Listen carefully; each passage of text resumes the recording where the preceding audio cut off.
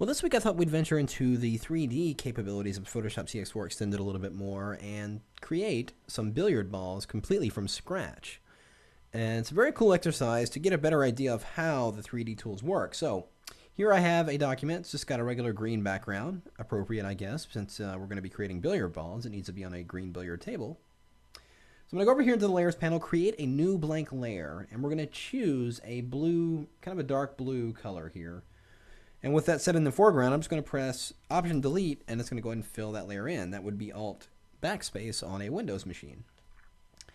Well, now what I want to do is make this a stripe ball as opposed to a solid. So I'm going to take my rectangular marquee tool. I'm just going to draw a box along the top to about around somewhere between 300 and 400 pixels. Right about there. And I'm just going to press Command Delete, and that will go ahead and fill it with white, which is set to the background swatch there. Taking that same selection, I'm going to drag it down to the bottom of my document, and I'm going to press Command Delete once again and fill that area with white, so we get the nice blue stripe going along the middle there. Well, I'm going to go ahead and create a new blank layer above that one, and we're going to go and grab our elliptical marquee tool. I'm just going to hold down the Shift key and drag out a circle, and I'm just going to press Command Delete once again, and that will fill it with white. Now, it is on its own layer, and that's because it gives me a chance to align it. I'm going to press Command or Control A, select the entire document, and just center this shape right there in the middle. We'll go and grab the text tool, and we're going to give this ball a number. So we're going to give it a 10. And we'll scale this upward a little bit. That font, I think, looks pretty good for what we're doing.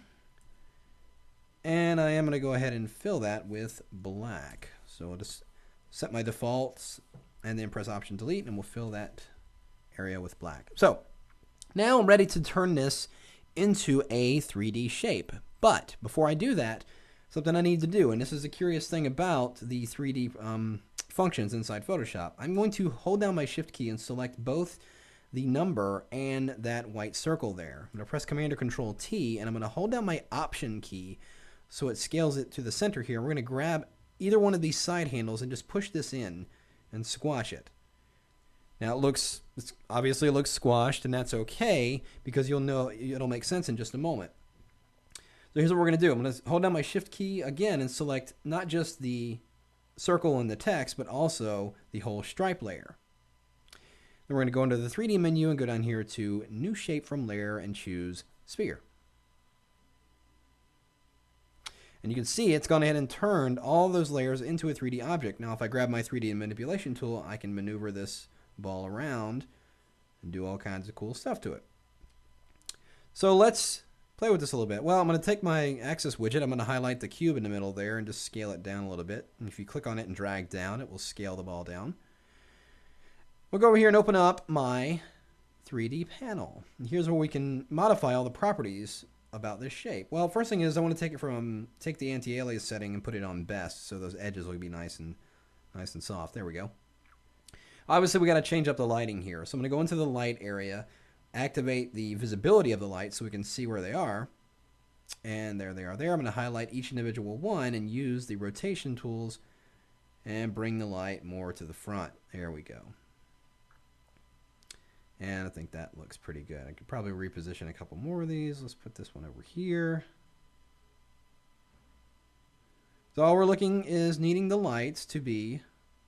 I think that one was underneath. I'm going to go and leave that one there. Let's put that so we get a little bit of a light underneath there.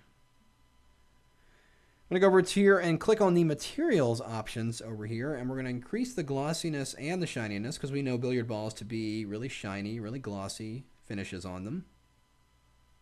Take all that to 100%. You'll see, well, we can probably take that to around 90. It'll give me a flare out that glare a little bit. Well, let's make it a little bit about 80. So it looks pretty good. So we got the lights going on there. Now we need to apply a reflected texture. So again, inside that materials section, we're going to go down here to the environment section. I'm going to click on that and do load texture. And here I have a texture on my desktop that I'm going to use.